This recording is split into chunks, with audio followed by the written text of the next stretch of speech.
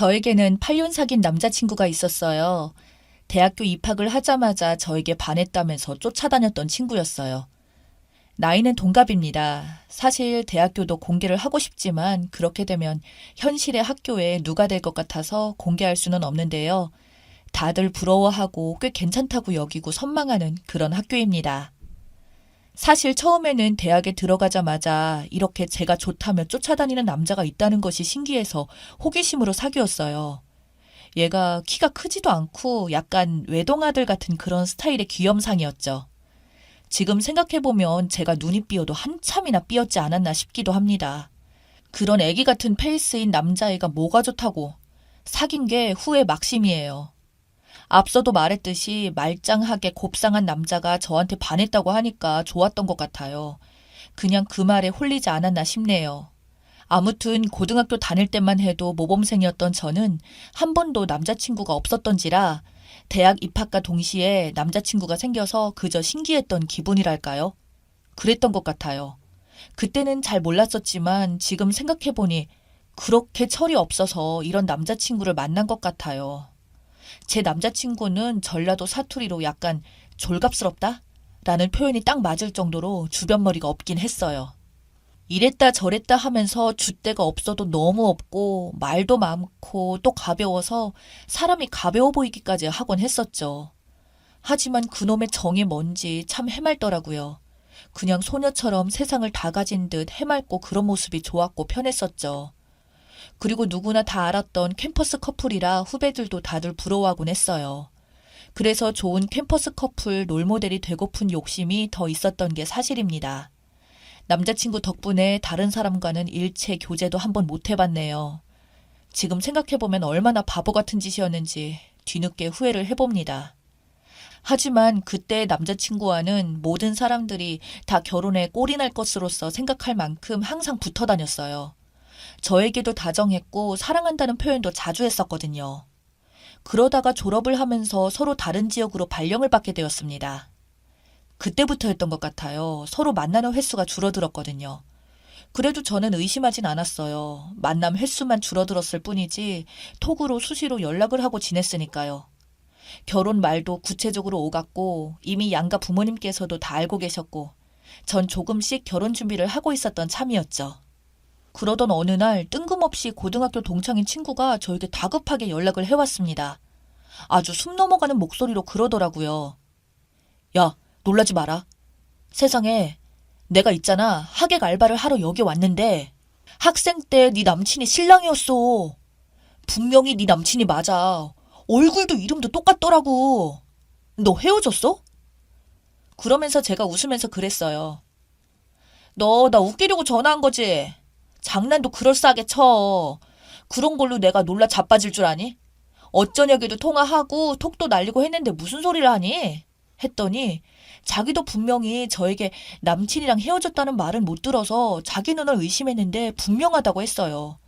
그리고 실시간으로 하객 알바하고 있는 중에 신랑의 모습을 찍어서 보내왔고 신부도 찍어서 보내줬어요. 믿기지가 않았습니다. 몰래카메라인가? 남친이 할 짓이 없어서 심심하니까 나를 놀리려고 친구들 모아놓고 저러나 싶기도 하고 믿기지가 않았어요. 친구가 말한 예식장은 제가 있는 곳에서 멀지도 않은 곳이었고 제보를 한 친구는 신부 측 하객 알바를 섰다고 하더라고요. 만약에 남자친구가 결혼한다고 했으면 분명 같이 알던 친구들에게도 청첩장을 보내줄 테니까 모를 리가 없었는데 말이죠. 그래서 친하게 지내던 남자친구의 친구들 중 한 명에게 전화를 했더니 받지 않았어요. 그래서 톡으로 땡땡이 결혼한다며 라고 보냈더니 응 이라고 하길래 통화를 하자고 했더니 근데 너네들 일은 끼고 싶지 않아 라고 하면서 통화를 거부했습니다. 이것들이 장난하나 싶어서 또 다른 남친의 다른 친구에게 전화했더니 맞더라고요. 남친이 당분간 저에게 연락이 와도 받지 말라고 신신당부했고 결혼 말은 일절 꺼내지도 말라고 했더라고요. 당연히 저와 남친이 헤어진 줄 알고 있었어요. 제가 헤어진 적이 없다면서 화를 내니까 엄청 불편해하면서 끊었습니다. 이 정도 됐으면 2판 4판이었어요. 캠퍼스 커플로 알려진 마당에 저 혼자 우스운 꼴이 될 뻔하니 제가 친구들 후배들에게 다 알렸어요. 제보해준 친구가 본인 인스타에 남친 동영상 다 퍼뜨렸고 함께 식장 들어가자고 했고 성공했죠. 그때까지 남자친구에게도 전화를 했지만 받지 않더라고요. 하객 알바로 예식장에 있는 제 친구는 곧 결혼식이 시작한다면서 어쩔 거냐고 물어봤어요. 두말할 것도 없이 당장에 쫓아가겠다고 했었죠. 남자친구 결혼식을 축하하러 달려서 갔는데 이미 식은 진행이 되었고 사진 촬영을 하고 있더라고요. 곧바로 달려가서 사진을 찍으려고 하는 남자친구를 향해 달려가서 멱살을 잡고 흔들었습니다. 놀라서 사색이 된 얼굴로 남자친구와 친구들에게 저를 잡고 데리고 나가라고 하더라고요. 그렇지만 제가 얼마나 화가 나는지 그 순간에 초인적인 힘이 나더라고요. 양복을 입고 화장까지 떡칠해 놓은 얼굴을 두 손으로 붙잡고 흔들다가 허리춤을 붙잡고 끌고 나왔습니다. 신랑 친구 측에서 서 있던 남친들의 친구들도 다 제가 잘 알던 인간들이었어요. 저를 말리려고 하자 제가 그랬어요. 너네들도 다 짰니? 연락해주지도 않고 서울에서 결혼식 하는 거 너네들도 다 알고 온 거지? 그랬더니 무슨 소리냐며 함부로 말리지도 못하고 안절부절하며 끌려 나오는 남친의 눈치만 살폈어요. 저는 정말 평소에도 여리여리하고 조용한 편이었는데 이렇게 세게 나서니까 사람이 달라질 줄은 저도 미처 몰랐습니다. 신부 측 말리는 사람이고 남친의 부모님이고 눈에 뵈는 게 없었어요. 말리려는 사람들에게 제가 소리 질렀습니다. 이 남자는 나랑 8년을 사귀고 결혼까지 약속한 사람이에요. 어제 저녁까지 통화하고 톡도 날리던 인간이 나 몰래 결혼식을 해? 야, 네가 인간이냐? 남친의 부모님이 와서 무슨 짓이냐고 하길래 제가 무슨 짓이요? 이건 무슨 경우 없는 짓인데? 라고 소리를 고래고래 질렀어요. 다음 타임 예식 순서를 기다린 하객들도 보고 아주 그런 구경거리도 없었죠. 저와 남친이 사귀었다는 사실을 남친의 친구들이 알았기 때문에 저를 탓하진 않았고 오히려 저를 감싸주기까지 했습니다. 남친의 부모님들도 창피해서 고개를 못 들고 그만두라고 말렸지만 소용이 없었어요. 야, 너 감히 나한테 결혼하자고 해놓고 몰래 양다리 걸치고 있었어? 저 여자 누구야? 너 이제까지 날 갖고 놀았어? 사람들이 다 둘러싸고 있는데 다들 남친 탓을 했는데 그놈은 그냥 도망치려고만 하더라고요. 사람들이 남친을 보고 손가락질을 하고 있는데 남친 어머니가 제 뺨을 때렸어요. 이게 어디서 굴러먹던 개벽다구야. 얼른 그 손 놓지 못해? 네, 놓지 못해요. 여러분들 다 보셨죠? 또 제 뺨 때리면요. 사진 찍어주세요. 이놈은 사기꾼이에요. 여기 아줌마도 사기꾼이에요. 다 공모자예요. 그러면서 제 친구한테 경찰에 신고하라고 소리쳤습니다. 그리고 신부 측 사람들을 향해서 말했어요. 신부도 이 남자한테 속아서 결혼한 걸 거예요. 저랑 함께 경찰서로 가서 확인해봐요. 여러분, 빨리 경찰에 신고해주세요. 이런 나쁜 사람은 벌을 받아야 해요. 그렇게 소리를 고래고래 지르고 하객들을 찾는데 이상하게도 신부 쪽의 사람들이 하나둘 없어지더니 친구도 보이지 않았어요. 그냥 창피해서 피했나 보다 했습니다. 친구가 제가 시킨 대로 경찰에 혼인 빙자 사기죄로 신고하고 잡아가라고 했습니다.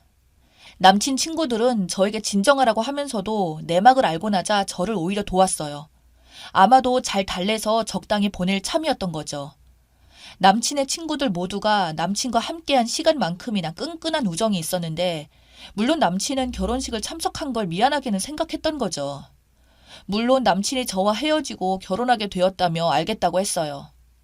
파출소에서 연락을 받고 경찰에 출동했지만 저는 미친 듯이 남친의 와이셔츠 목 부분을 놓아주지 않았습니다.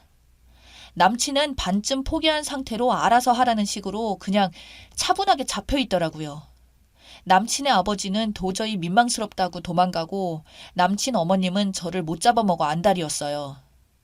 뒤늦게 친구들에게 연락을 받고 놀라서 달려온 저희 부모님이 마침 그때 도착해서 그 꼴을 보고 울음을 터뜨렸어요.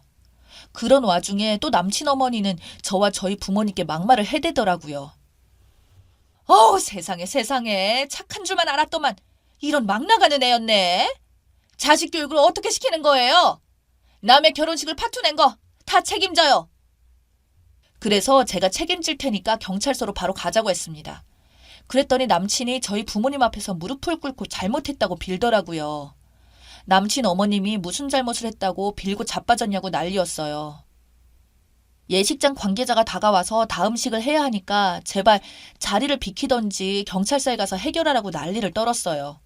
그래서 그대로 경찰서로 갔습니다. 참고인 조사를 해야 한다며 신부 쪽 사람들을 찾았는데 신기하게도 한 명도 안 나타났어요. 별일이다 싶더라고요. 저는 혼인빙자 사기죄로 남친을 고소를 했고 그동안 톡으로 나눈 대화 내용 다 제출하고 통화 기록도 다 보여줬어요. 그런 과정에서 남친이 제대로 당했다는 것을 알게 되었습니다. 어리버리 남친이 나 말고 아주 예쁜 애가 다가오니까 순식간에 뿅 가버린 거였죠. 나한테 말도 못하고 주저하다가 계속 양다리를 걸친 거였죠. 결혼식을 했다고 하면 자동으로 제가 떨어져 나갈 줄 알았나 보더라고요. 그렇게 생각을 했다니 참 연기도 대단해 보였습니다. 사람이면 그러지 못할 텐데요. 아마도 남친은 사람이 아니었던 것 같았어요. 제가 잘못 봐도 한참이나 잘못 봤더라고요. 제가 남친을 8년을 사귀었는데도 저런 인간인 줄도 몰랐던 것처럼 남친도 저를 착한 성격으로만 알고 있었던 거죠. 이쁜 신부만 전과가 없었을 뿐이지 부모라고 했던 인간도 전과 사기범이어서 바로 수사에 들어가서 수배가 되었어요. 신혼 살림을 차리는 돈도 다 남친 카드로 썼더라고요. 결혼 예물도 남친은 다이아를 넘겨주고 가짜 다이아를 받았고요. 사기를 당해서 넘어간 돈이 좀 된다고 해서 참 쌤통이다 싶었습니다. 이럴 줄 알았으면 차라리 더 크게 한 몫을 당하라고 참았다가 움직이는 건데 아쉽기도 하더라고요. 뒤늦게 남친 부모님이 저와 저희 부모님에게 사과를 했습니다. 남친도 체포돼서 덜덜덜 떨면서 잘못했다고 한 번만 봐달라고 하는데 참 염치도 없는 인간이더라고요. 이게 네가 봐달라고 해서 봐줄 게 되냐? 각오 단단히 하고 난 고소 취하해줄 생각 전혀 없거든. 너 같은 인간들 조심하라고 학교에다가 대자보 크게 붙여놓고 캠퍼스 커플들 조심해서 사귀라고 할 거야. 내가 여기서 끝낼 줄 안다면 오산이다. 그렇지만 남친이 저에게 혼인을 빙자해서 금전적으로 뜯어간 돈이나 제가 이렇다 할 손해를 입은 것도 아니니까 그래봤자 미미한 거라서 선물 주고받은 것은 성립이 되지 않는다고 했어요. 저희 부모님은 이 정도로 혼주를 내줬으면 된 거라고 하시더군요. 오히려 내 덕에 꽃뱀에게 걸려서 사기 결혼까지 안 가고 더 큰 화를 막아줬으니 남친은 저에게 고마워해야 할 처지였습니다. 남친 직장에도 소문이 다 퍼져서 요주의 인물로 찍혔다고 들었어요. 알다가도 모를 속이 사람의 속인 것 같습니다. 여러분도 열길 물속은 알아도 사람 속을 알 길이 없으니 믿는 도끼에 발등 찍히지 말고 내 것일수록 한 번 더 돌아보고 단속을 잘합시다.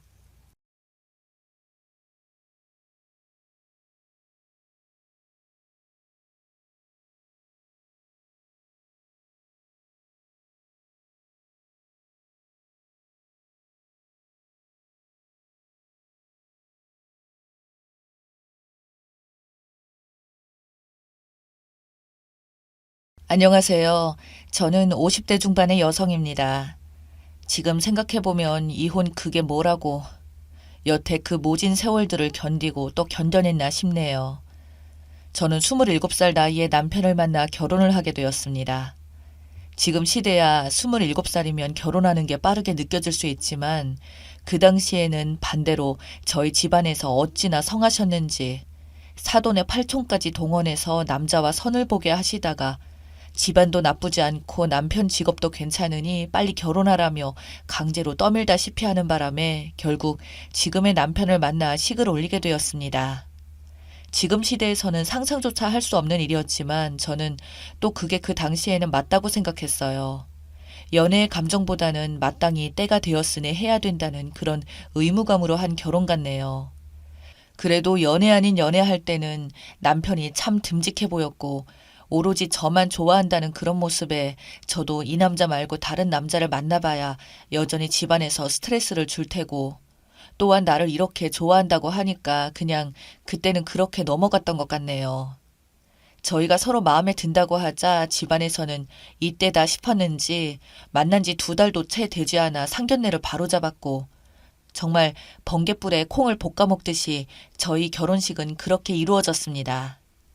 즉 집안의 압박 덕분에 남편이 정확히 어떤 사람인지 제대로 알아보지도 못하고 결혼하게 되었었죠. 그 뒤로 결혼한 지 얼마 되지 않아 저는 임신이 됐고 그때부터 제가 몰랐던 남편의 본 모습이 드러나기 시작했습니다. 남편은 저를 마치 이제는 다 잡은 물고기라고 생각해서일까요? 점점 배려의 말도 사라지고 막말을 내뱉기는 하며 자기는 청소 한번 안 하면서 집에 오면 군대식으로 저에게 똥군기를 잡더군요. 남편의 깔끔한 성격 때문에 임신 중에도 불구하고 하루가 멀다 하고 쓸고 닦고 다 했는데 책상 위에 손가락을 한번 쓸더니 먼지가 있다며 싸늘하게 말하는 남편은 집에 오면 정말 자기는 손가락 하나 까딱거리지 않았습니다. 신혼 때는 그래도 그런 모습 한번 보이지 않았고 반찬 투정 한번 없었던 사람이 이제는 저녁쯤 되면 연락이 와서는 오늘 뭐가 먹고 싶다 말 한마디 하면 저는 부랴부랴 시장으로 뛰어가서 남편이 먹고 싶다는 반찬들을 사오거나 어떻게든 만들어서 남편이 오기 전까지 요리를 해야 되었었죠. 그러다 자기가 원하는 요리가 안 되어 있으면 저에게 온갖 짜증을 내며 집에 앉아 있으면서 그런 것도 안 하고 뭐 하냐는 말에 저는 벙쪄서 일찍 말해줬으면 진즉 해놓았을 텐데 지금 몸도 불편해서 시장에 못 갔다고 말을 해도 남편은 오히려 투덜거리며 해놓은 음식들이 간이 안 맞다. 우리 엄마는 이렇게 안 했는데 넌 우리 엄마한테 가서 요리 좀 배워야겠다. 내 친구 마누라는 요리도 잘하던데 넌 어떻게 된 게 뭐 제대로 할 줄 아는 게 없냐는 등 온갖 비교와 폭언 등으로 저는 점점 병들어 있었죠. 저도 처음에는 남편의 내조를 잘 하려고 노력했지만 계속되는 남편의 지적질에 저 역시 참다 화가 났고 참다 못해 터졌던 건 제가 만삭인데도 불구하고 남편은 저에게 요리 가지고 투정 부린 날이었어요. 거동조차도 너무너무 힘든데 남편의 음식을 차리느라 너무 서러워서 그날 울기까지 했었고 남편이 그 뒤로 집에 와서는 그 음식으로 투정을 부리니 제 인내는 한계에 가다 못해 이성이 끊기더군요. 저는 그래서 남편과 소리를 지르며 싸움을 하자 남편이 저에게 내뱉은 말은 너무나도 충격적이었습니다. 내까지 꽤 화내면 어쩔 거냐고, 아이 낳고 버려져 봐야 정신 차릴 거냐며 만삭인 저에게 협박을 하더군요. 바보 같게도 그 상황에서 너무 당황하고 놀래서 아무 말도 못했었고 그저 꿀먹은 벙어리처럼 남편만 쳐다보고 있자 남편은 저를 비웃으며 앞으로 자기 말 잘 들으라고 그럼 최소한 버리지는 않을 거라며 협박을 하더군요. 그땐 만삭인 제 몸과 그동안 남편에게 세뇌를 당하다시피 하니 버려진 자존감들은 저를 꼼짝 못하게 만들었고 남편이 저를 버린다는 말에 화를 내기보다는 버려질까봐 두려웠습니다. 그러나 그런 남편도 어쩌지 못하는 일이 발생했었죠. 바로 시어머니가 당뇨에 중풍까지 와서는 전신마비가 되는 일이 발생되었습니다. 그러자 남편은 제 눈치를 보더니 엄마를 우리가 모시고 살아야 될 듯 하다며 저에게 말을 하는데 기가 막히더군요. 그래도 결혼할 때 시댁 도움도 많이 받았던지라 거절할 명분도 딱히 없어서 그때부터 어쩔 수 없이 시부모님을 모시고 살게 되었습니다. 그러나 결코 쉬운 일이 아니었어요. 시어머니는 편찮으셔서 거의 하루 종일 누워만 계시니 그만큼 입은 심심한지 제가 일을 하고 있으면 바로 저에게 애미야! 라고 누워있던 방에서 저에게 수시로 소리를 지르셨고 전 청소나 밥을 하다가도 냉큼 시어머니에게 달려가서 원하시는 걸 항상 들어드려야 됐고 TV 리모컨도 제대로 못 누르시니 제가 그걸 일일이 다 해드려야 했었죠. 그뿐만 아니라 어머니의 소변 그리고 욕창 때문에 목욕까지도 매일매일 제가 해드렸는데 남편은 그래도 자기 엄마라 눈치 보면서 초반에는 도와주더니 그것도 한 반년쯤 지나자 노인네 냄새와 똥냄새 등이 난다며 집에 들어오는 것도 싫어하더군요. 그럴 수밖에 없는 게 시어머니가 그렇게 있으니 어쩔 수가 있겠습니까? 그런다고 요양원 같은 데 보내기에는 남편이 돈이 없다고 말을 했지만 실상은 그 돈이 아까워서 본인 엄마한테 쓰는 것조차 아까워하고 있는 걸 알고 있었습니다. 게다가 시어머니께서는 재산이 좀 있으셨어요. 자기 죽으면 상속하라며 절대 먼저 돈을 주시지 않더라고요. 그리고 무엇보다 어머니가 요양원 가는 걸 싫어했거든요. 대신 자신이 죽을 때까지 쓰라며 저희 집에 들어오면서 주신 큰 돈들이 있었기에 그 돈으로 치료비나 돈 들어가는 건 문제가 없었습니다. 정말 3년 병에 효자 없다는 말 들어보셨나요? 모르겠지만 저는 그 생활을 3년도 아니고 5년도 아니고 무려 10년가량 했습니다. 그렇다 보니 제 몸 역시 골병 들기 시작했고 시어머니도 계속 누워만 있고 몸이 불편하니 점점 많이 날카로워지시더군요. 급기야 나중에는 저에게 욕설까지 하며 저희 아이들과 저를 너무나도 고통스럽게 했습니다. 시모는 저에게 내가 너 때문에 이렇게 되었다는 둥 조금이라도 늦게 오면 내가 죽었으면 좋겠지 나쁜 거사 라며 온갖 입에 담을 수 없는 욕설을 하는 시어머니. 남편도 그게 너무 고통스러운지 결국은 시어머니와 상의 끝에 요양원에 보냈지만 시어머님은 다시 요양원에 있기 싫다며 온갖 난동을 다 부려서 반년도 못 되어서 저희가 다시 저희 집으로 모실 수밖에 없었네요. 그 뒤에도 온갖 고생을 하다가 어머니 중풍이 너무 심해져서 끝내는 말까지 못하게 되었을 때 정말 그러면 안 되지만 마음이 오히려 나아졌습니다. 적어도 이유 없이 욕먹는 일들은 없어졌으니까요. 본인도 말을 못하자 처음에는 답답했는지 눈을 엄청 부라리며 난리를 쳤지만 그것도 한두 번이지 결국 아무것도 못하고 계시더니 끝내 그렇게 눈에 초점도 풀려가시고 저희 첫째 아들이 군대 가기 직전에 돌아가시게 되었습니다. 그렇게 시어머니가 돌아가시게 되자 저희 집안은 더 이상 집에서 나던 그 끔찍한 냄새들도 안 나게 되었고 집에서 돈이 빠져나가는 것도 없어지게 되고 남편은 그래서 기분이 좋았는지 장례식이 끝나고는 그동안 수고 많았다며 저희 가족끼리 외식도 하고 주말 여행도 가고 그랬었죠. 사실 시어머니 살아계시는 동안에는 진짜 여행이라는 것 단 한 번도 못 가는 수준이었죠. 그 상황에 어떻게 가겠습니까? 몸도 불편하시지 시어머니 거동도 못 하시지 그렇다고 시어머니 혼자 놔두고 저희끼리만 갈 수는 없었으니 그렇게 몇 년간 창살 없는 감옥처럼 답답하게 지내게 되었다가 드디어 해방감을 느꼈었죠. 저도 이제 밖에 나가서 식당에서 일도 시작했습니다. 저희 애들도 어느덧 성인이 되었거든요. 식당 일이 힘들다고 해봐야 진짜 시어머니 모시던 때하고는 비교도 안 되는 수준인지라 거기서도 일을 잘한다고 칭찬까지 들으면서 일을 했는데 어느 날 남편이 제가 일하는 식당에 찾아와서는 저에게 둘이서 할 말이 있다고 하더니 대뜸 저에게 이혼을 하자고 하는 겁니다. 저는 그래서 무슨 소리냐고 했더니 사실 나는 진작부터 이혼하고 싶었다고 근데 엄마 살아생전에 말하면 엄마 충격이 클까봐 차마 말을 못했었다며 이제 저도 인생 찾고 나도 내 인생 찾겠다고 하더군요. 저는 그게 말이나 되냐고 당신 시어머니 내가 그리 죽도록 뒤치다꺼리 할 때는 아무 말 없다가 이제 막상 당신 엄마 돌아가시니까 나를 내쫓아내려고 하냐고 하니까 남편은 저에게 좋을 대로 생각하라며 이 집에서 아무튼 당장 나가줬으면 좋겠다고 말하더군요. 저는 절대 못 나가겠다고 울고불고 난리치자 남편이 글쎄 집에 다짜고짜 상간녀를 들인 겁니다. 그렇게 상간녀를 버젓이 저희 집에 데려온 거였죠. 그러면서 남편은 적반하장마냥 네가 한 게 없으니 그냥 이 집에서 무전 취직하면서 지낼 생각이면 그냥 나가라고 난리치더군요. 저는 그 자리에서 기절까지 했었습니다. 그때부터 저도 변호사를 선임해서 남편과 소송을 붙였는데 여기서 생각지도 못한 대반전이 일어났습니다. 바로 돌아가신 시어머니께서 유언장을 남겨놓으셨더군요. 시어머니가 정신이 그나마 온전할 때 유언장을 적었는데 시어머니 앞으로 있던 많은 재산을 저와 남편에게 반반씩 주신 겁니다. 저에게 막대하는 남편에게 시모가 정신이 온전할 때만큼은 구박도 하시며 제 편을 들어주셨거든요. 그래서 저한테 한 번씩은 자기가 나중에 죽으면 이 재산을 모두 너희들에게 나눠줄 테니 싸우지 말고 행복하라고 그리 말씀하시던 분이셨지만 그게 말로만 그렇게 해서는 아무런 효과가 없는 줄 알았는데 이게 유언장이 존재한다는 것이었죠.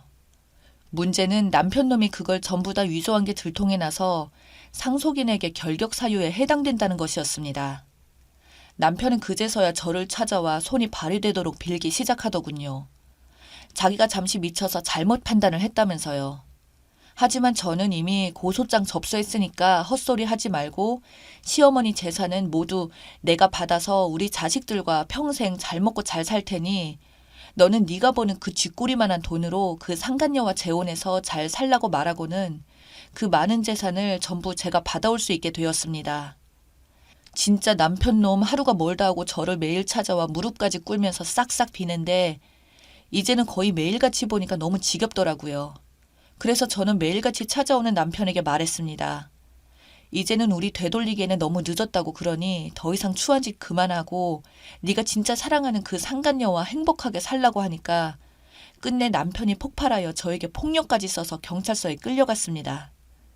그 뒤로는 저희 앞에 나타나지도 못하네요. 남편이 겁 많은 거 예전부터 알고 있었거든요. 한 번 더 저에게 나타나 협박하면 감옥 간다는 말에 겁먹은 것 같습니다.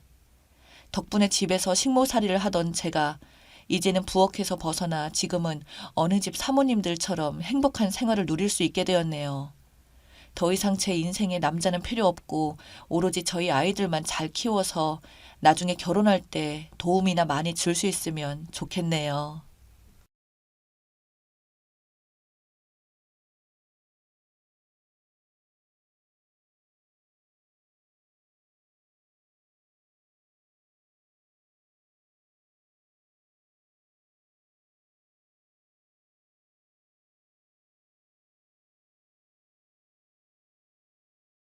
저는 누구나 다 아는 공기업에 근무하고 있습니다. 10년째 두 딸들을 혼자서 키우고 있어요. 남편은 없냐고요? 남편은 10년째 어디에 있는지 연락조차 없습니다. 죽었는지 살았는지 알 수가 없어요. 살기 바빠서 남편이 어디 있는지 수소문조차 못하고 있었습니다. 연로하신 시어머니도 함께 살고 있어요. 남편이 죽었다는 말이 없으니 어딘가에 살고 있겠거니 하고 생각하고 있었습니다. 큰딸이 10살 때 그리고 작은딸이 8살 때였어요. 남편은 버려놓았던 사업들이 부도가 나고 빚이 감당하지 못할 만큼 돼버리자 위장 이혼을 하고서 혼자 해외로 도망쳤습니다. 아이들을 잘 부탁한다면서 꼭 다시 돌아오겠다고 한 남편이었어요. 그때 내 나이 38살이었고 남편 나이는 40대였네요.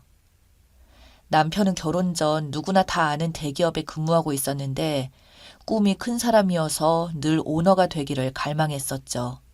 남 밑에서 일하는 성격이 아니라서 학원 사업부터 해서 정수기 사업, 그리고 저도 알지 못하는 사업을 벌이기 시작했습니다. 남편이 워낙 똑똑하고 사교성이 좋아서 처음엔 순풍에 돛단 듯 순조롭게 사업이 잘 진행되었어요. 거기서 멈췄어야 했는데 처음 시작한 사업이 잘 되어가는데 고무가 되어서 사업을 확장하기 시작했습니다. 특별히 금전적으로 뒷배경이 없었던 남편은 기존 사업을 보증으로 새로운 사업에 투자 유치를 과감히 해내가면서 무리하게 사업을 확장시켰어요. 하지만 늘 변수가 생기는 법이죠. 아무도 예상치 못한 믿었던 동업자 형이란 변수가 커졌습니다. 사업을 확장하기에 바쁘다 보니 주변 관리에 소홀한 탓이었죠. 그러면서 도미노식으로 걷잡을 수 없이 사업이 어려워지기 시작하더니 급기야 부도가 터지고 투자했던 사람들의 빚 독촉에 시달리기 시작했습니다. 유일한 안정적인 수입인 제 월급이 압류당하는 걸 막으려고 남편은 위장 이혼을 하자고 했었고 저희 회사에까지 빚쟁이들이 찾아오니까 혼자서 해외로 나가 있다가 돈 벌어서 다시 오겠다 하고는 어머니와 애들을 잘 부탁한다고 하면서 야반도주 하듯이 도망쳤습니다. 제 남편이 안 보이자 채권자들도 차츰 찾아와서 괴롭히는 일이 잦아들었어요. 그리고 아이들도 차츰 아빠 없이 사는 것에 익숙해졌고요. 저도 물론 시어머니가 살림을 조금 도와주시긴 했지만 회사에 애들 교육에 살림에 정신없는 세월을 보냈어요. 그래서 한 번씩 남편의 근황이 궁금하긴 했지만 연락 한 번 주지 않다 보니 아무도 남편 생사는 모른 채 세월이 지나왔습니다.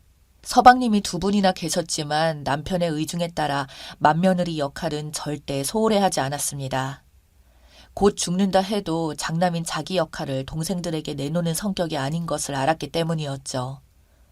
언젠가 돌아오게 될 남편의 자리를 굳건히 지켜주고 싶었거든요. 그렇습니다. 가족 있는 곳이니 꼭 돌아오리라 믿었습니다. 그런 시간들이 차곡히 쌓여서 10여 년이 훌쩍 넘어가니 모두들 수군대기 시작했어요. 연락을 하지 않는 것을 보니 어디에서 객사를 했다는 둥, 외국에서 딴 살림을 차려서 사느라고 가족을 잊었다는 둥, 친척분들은 나이든 시어머니를 모시고 두 딸을 키우면서도 장남 며느리 역할을 하는 저를 보면서 매우 안쓰럽게 여겼습니다. 심지어 이젠 시어머니도 시동생들에게 맡기고 재혼하라는 말까지 나왔었네요. 그럼에도 불구하고 시댁 경조사나 시댁 행사에 장남 며느리로서 빠짐없이 시어머니 모시고 다녔고, 없는 남편을 대신해서 막내 시동생 결혼과 집안일을 모두 제가 했어요. 그런 세월을 10년 넘게 보내다 보니 세월에 장사 없다는 옛말처럼 어느새 중년이 티가 나는 아줌마가 다 되어버렸습니다.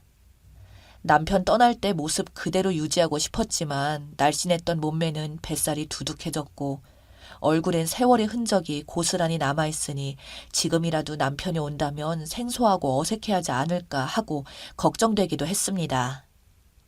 초등학교 3학년이었던 큰딸은 나름대로 공부를 잘해서 교대에 진학했고 둘째 딸은 특수교육학과에 지원해서 올해 합격했습니다. 다행히도 엄마 속을 한 번도 썩히지 않고 잘 자라줘서 참 감사한 일이었죠. 그런데 갑자기 시어머님이 쓰러지셨습니다.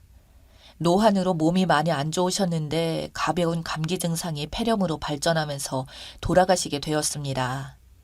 마지막에 큰아들을 보고 싶다고 하시면서 이젠 안 오려나 보다고 하시면서 저보고 기다리지 말라고 하셨습니다. 그동안 티내지 않으셨을 뿐이지 큰아들을 무척이나 기다리셨던가 봅니다. 결국 아들 얼굴 보지 못하고 돌아가셨어요. 그때 남편이 보고 싶더군요. 어머니가 돌아가셨는데 어디서 죽었는지 살았는지 생사 확인이라도 했으면 좋으련만 아마도 모두 연락 못하는 중요한 이유라도 생긴 것이 아닌지 걱정이 되었습니다. 그렇게 시어머님은 마지막까지 큰아들을 그리워하다 하늘나라로 가셨어요. 코로나 때문에 장례식장에는 가까운 친척들과 시동생들, 가족들과 저희 두 딸이 지키고 있었고 절만 간단히 하고 대부분 식사하지 않으시고 가셔서 대체로 한산한 분위기였습니다. 그런데 눈에 띄게 하얀 백발 스포츠 머리에 마스크를 쓰고 온 남자 한 분이 시어머님 영정 앞에서 구슬피 울었습니다. 꼭 사연 있는 사람처럼 한참을 무릎을 꿇고 울길래 모두들 쳐다봤습니다. 시어머님과 어떤 관계일까 궁금했습니다. 그런데 마스크를 벗고 너희들이 고생이 많다고 하면서 상주로 서 있는 시동생들 등을 토닥토닥 두드리는 거였어요. 너무나 많이 달라진 모습이었지만 목소리하며 영락없는 딸들 아빠였습니다. 저도 모르게 다리 힘이 풀리면서 나자빠졌습니다. 그리고 소리 없이 울었습니다. 눈물이 샘솟듯이 마구마구 나오는데 주체가 되지 않더군요. 그래도 시어머님 가시는 길에 와줬다니 다행이란 생각을 했습니다. 거기 계신 친척분들한테 인사를 드리고 난 후에 그때서야 저를 찾더군요. 모두들 삼복더위에 마스크를 쓰고 있으니 못 알아볼 수밖에요. 눈물 한가득인 저를 토닥거리며 미안하다, 고생했다 그 말만을 했습니다. 다 커버린 딸들도 갑자기 나타난 아빠를 엄청 어색해했죠. 남편도 어색해했고 저도 막상 보니 딱히 무슨 말부터 해야 할지 모르겠더라고요. 친척 어른들이 대신 말씀해 주셨습니다. 그동안 제가 얼마나 고생했는지, 왜 그동안 이렇게 살아왔으면서 연락 한 번 안 했는지 시동생들도 폭풍 질문을 던졌습니다. 남편은 여기저기서 속사포처럼 쏟아지는 질문에도 아랑곳하지 않고 장례식 끝나고 나서 얘기하자고만 하고 묵묵무답으로 일관했습니다. 곧바로 상주석에서 빈소를 지켰고 예전의 장남으로 돌아왔습니다. 그렇지만 장례식 외에는 저와 한 번도 눈도 마주친 적도 없었고 왠지 모르게 거리감이 느껴져서 가까이 갈 수 없었습니다. 남편은 그동안 완전 다른 사람으로 변해 있었습니다. 미국에서 10년을 보냈다고 하고 최근에 입국했다고 했어요. 가족들의 소식은 후배를 통해서 간간히 듣고 있었고 어머니가 위독하다는 연락을 받고 만사 제껴두고 왔는데 한 발 늦어서 임종 못 지켰으니 불효했다며 자책을 했어요.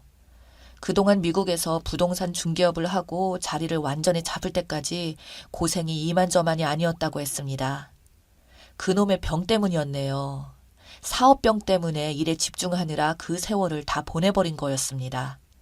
틀림없이 어느 정도 사업을 일구어서 금이 환영하려는 욕심 때문에 처자식과 어머니와 동생들에게도 연락 한 번 안 한 거네요.